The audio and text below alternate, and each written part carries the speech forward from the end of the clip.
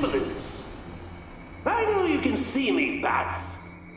Hope you brought protection. These videos are not for children. If you're a children, then piss off. Hey there, it's me, your least favorite YouTuber, Infuso. Back at it again, making another Batman video.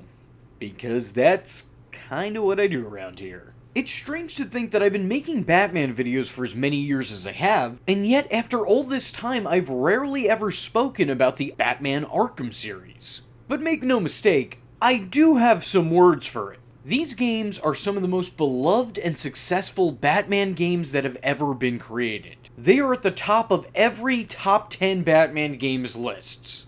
And quite frankly, it's not hard to see why. They took everything that worked for the original animated series and geared it toward a much older audience. They took what people knew and loved and made it that much darker. In a lot of ways, the Arkham games kind of feel like a successor to the animated series. They're held mostly in the same regard, and it's kind of hard to talk about one without eventually getting into the other. And much like that series, this one crossed over into multiple mediums. And that's why we're here today to talk about the one movie in its canon, Batman Assault on Arkham.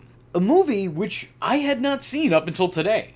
I mean, I was always aware of this movie, but I had never watched it. So before watching this, here's what you gotta know. This movie is marketed as being a Batman movie, but in all honesty, it's much more of a Suicide Squad movie. And Batman just so happens to exist within it. I understand the reasoning behind this. It's tactical, because this group of reject renegades weren't anywhere near as popular as they are today, so having Batman in your title is probably more profitable. Believe me, I know.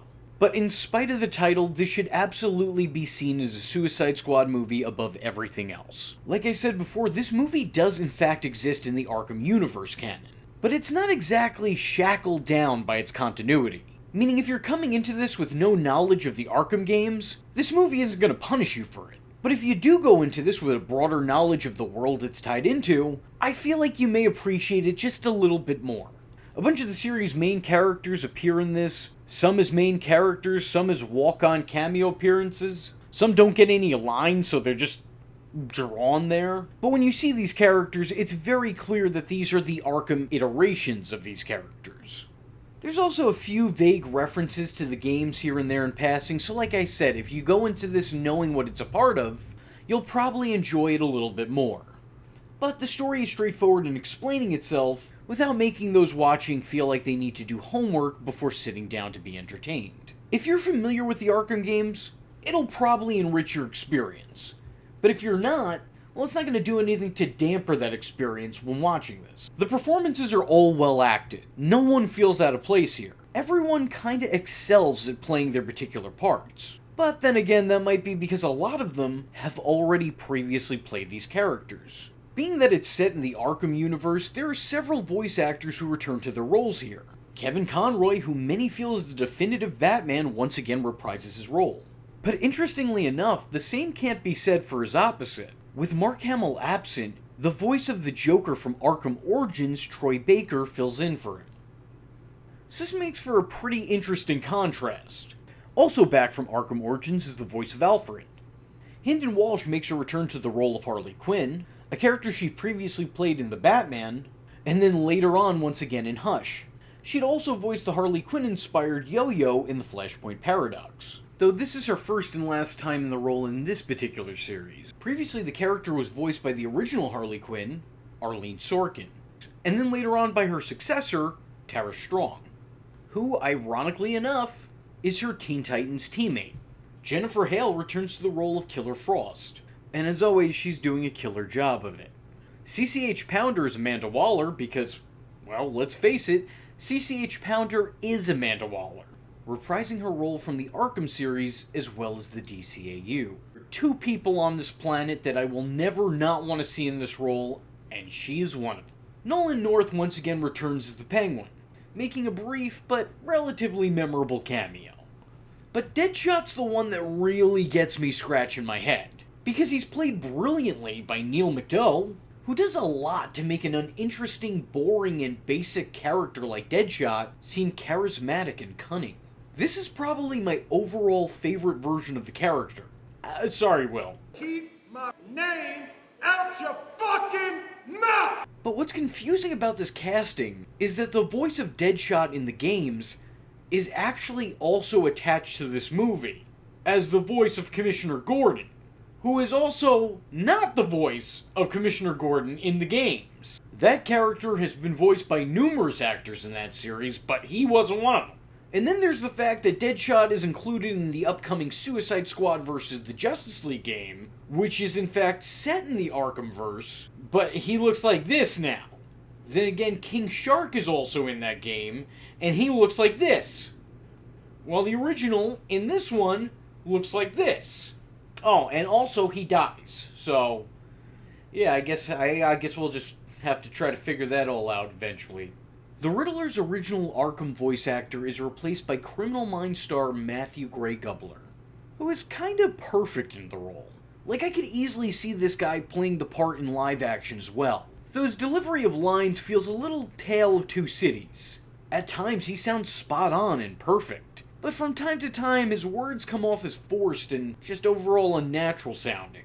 But I think ultimately there's more good than bad here in this performance. Now, opposing this is Giancarlo Esposito's time as Black Spider, which is shockingly underwhelming from an actor as talented as he is. I don't think that he's necessarily at fault, because the character does largely seem underwritten, but it is a noticeable underutilization of somebody's talent. This takes place between Arkham Origins Blackgate and Arkham Asylum.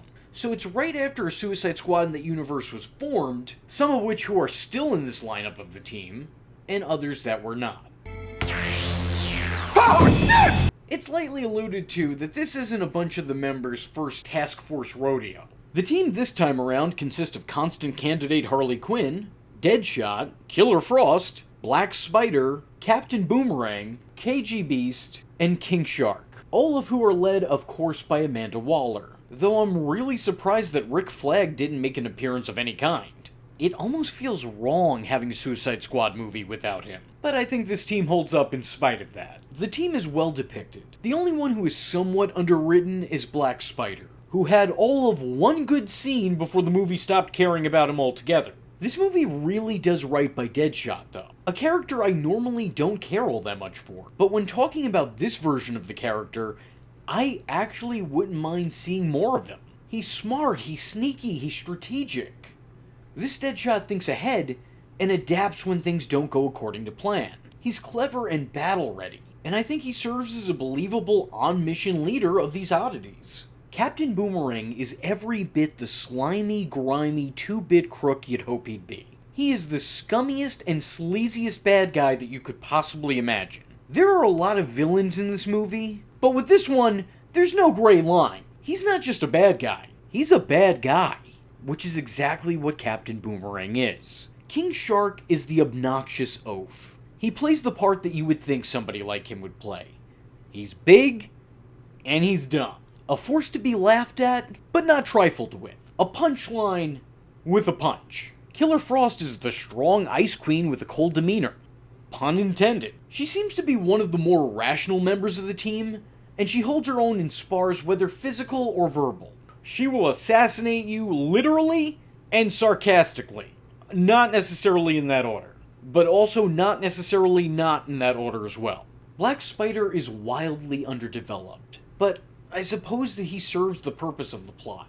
KG Beast isn't really around long enough to judge. I mean, he's fine for a character who exists to be made an example out of, but he's really only around for one scene and there's not a lot to talk about here. Though I think killing him off did set a good example for the unpredictability of the movie. KG Beast was probably one of the more well-known villains of the lineup, so to bring him in and then immediately kill him off probably did a lot to set an example that no one was safe. Anyone can die. We're not just keeping the ones you know alive.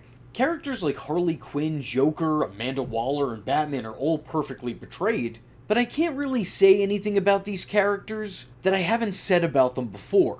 The people playing them have always turned out great performances, so there's no shock there.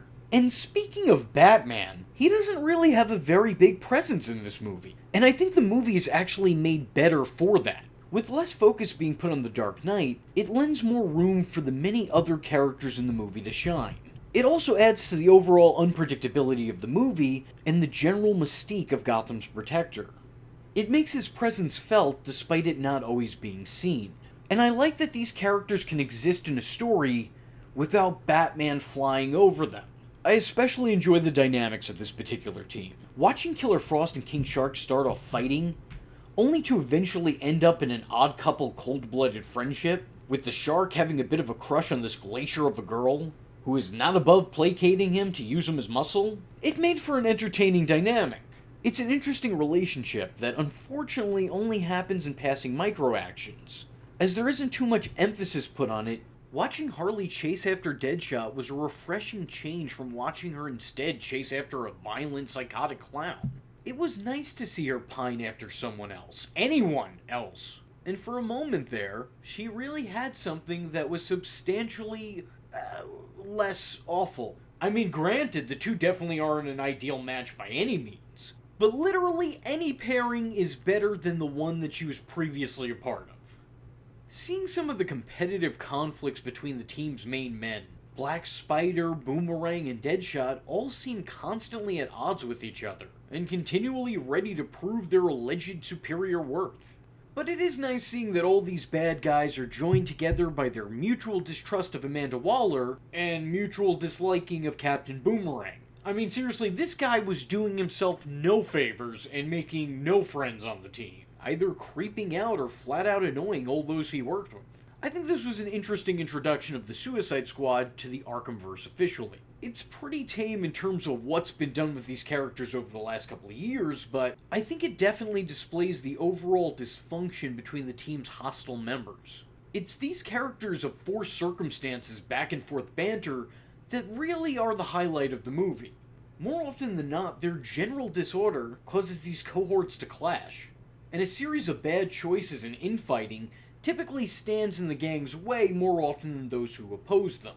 But I gotta say, I think this is one of my favorite Suicide Squad outings. It is light years ahead of the team's depiction on shows like Smallville, Young Justice, Arrow, and I would rank it much more favorable than the movie that took a fair amount of inspiration from this one, 2016 Suicide Squad. Well, I'm convinced. All in all, I think my one major complaint is that there's not more of it. I enjoy this story, but I think it definitely could have been further improved had it been given more runtime and included more character development, while further focusing and evolving the characters' relationships. I think with these inclusions, it could have pushed this Task Force X mission from being a pretty good movie to an outright classic. I also think the fact that this movie is tied into the Arkhamverse might have made the final product feel a little bit underwhelming. The Arkham franchise is one of the most successful, if not the most successful, Batman game series ever created. So having this attached to it probably sets the bar a little bit too high. I mean, this is good. This is really good. But it's not Arkham great. Asked to survive on its own accord, this movie can hang. But it definitely pales in comparison to what its continuity has done both before and after this. Not to mention that the plot of this movie has very little effect on the overall narrative, so this inclusion comes off as fun, but unnecessary. I think they definitely hit all the Task Force X cliches. You could very easily play Suicide Squad bingo here.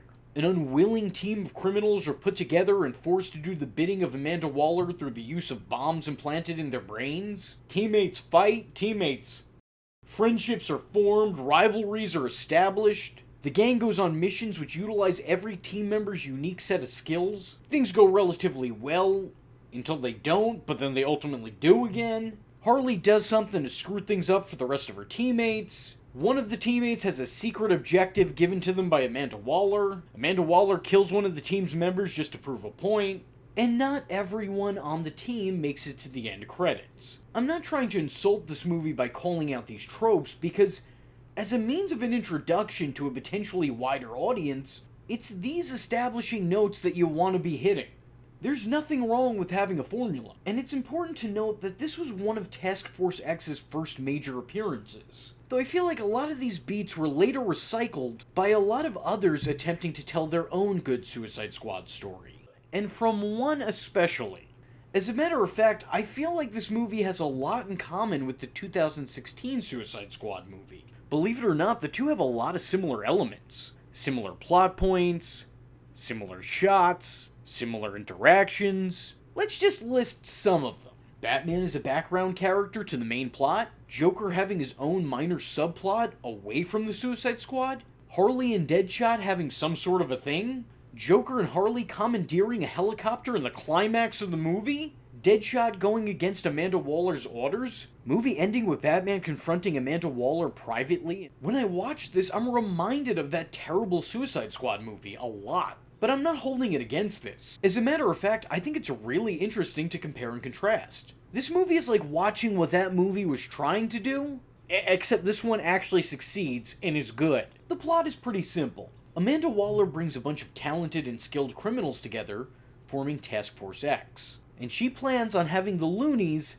infiltrate the asylum, sending this supposed Suicide Squad into Arkham Asylum to retrieve information that the Riddler has. Except in actuality, Waller wants Riddler dead, and gives Killer Frost her real mission: bring the question mark to a period. When she finally attempts to go through with her mission, Riddler instead informs her that, like her, he has a bomb in his brain. But unlike hers, his is deactivated. Should she let him live, he promises to deactivate hers and the rest of the team's. Meanwhile, as the rest of the team is infiltrating the asylum, the Crooked Clowns have an unplanned reunion.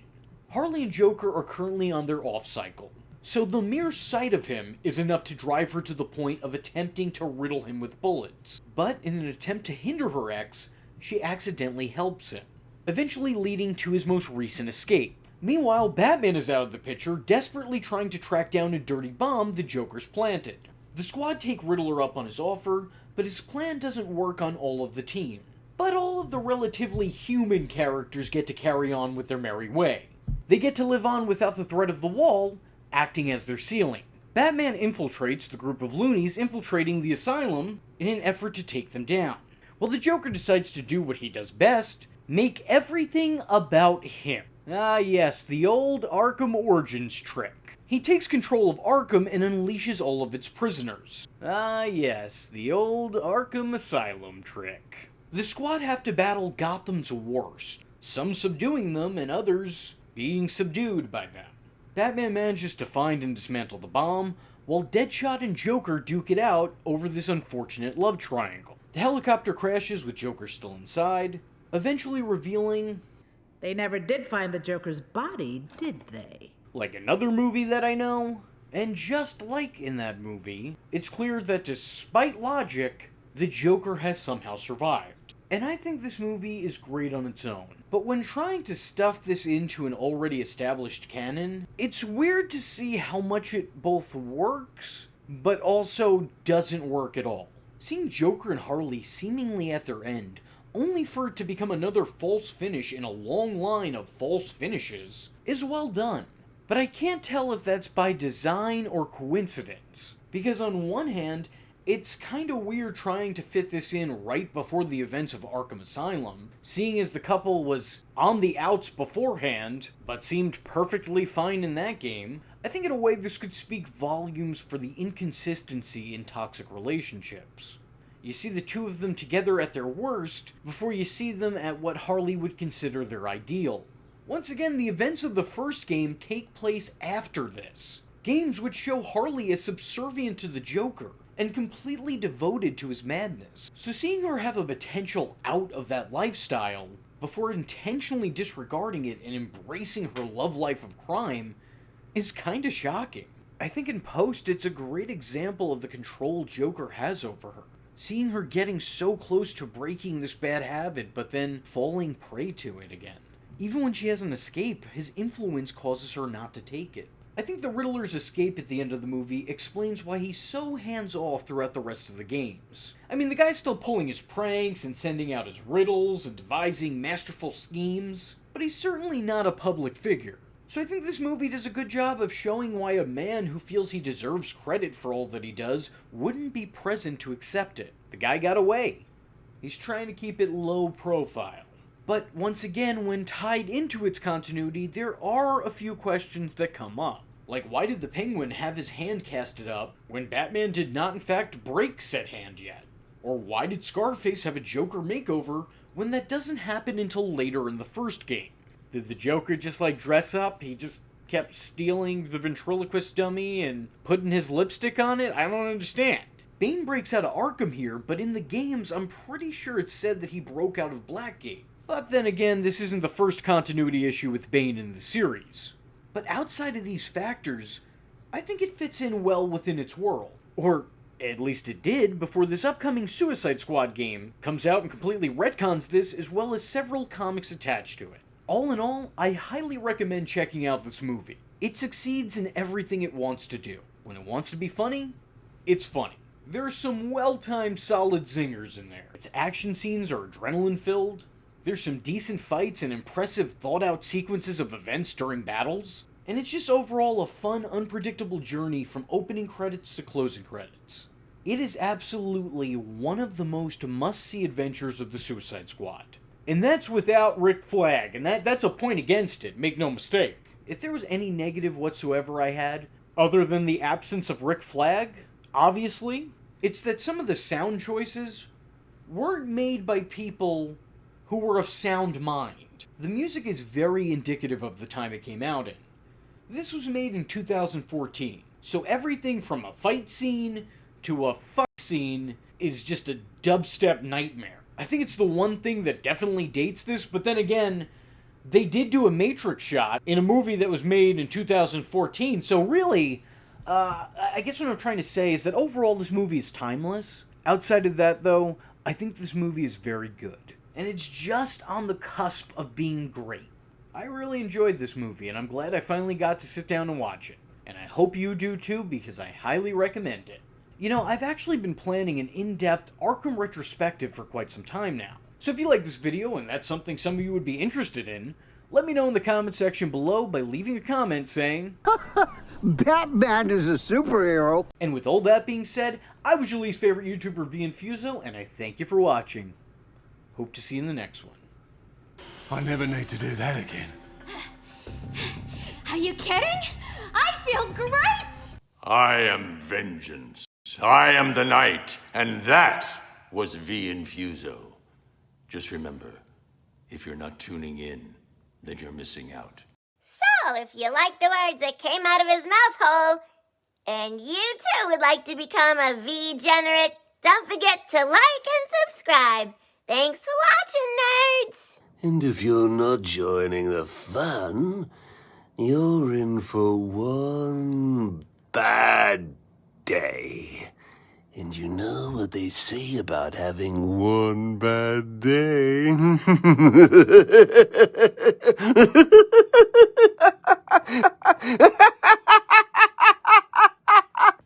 Catch him next time. Same bat time. Same bat channel.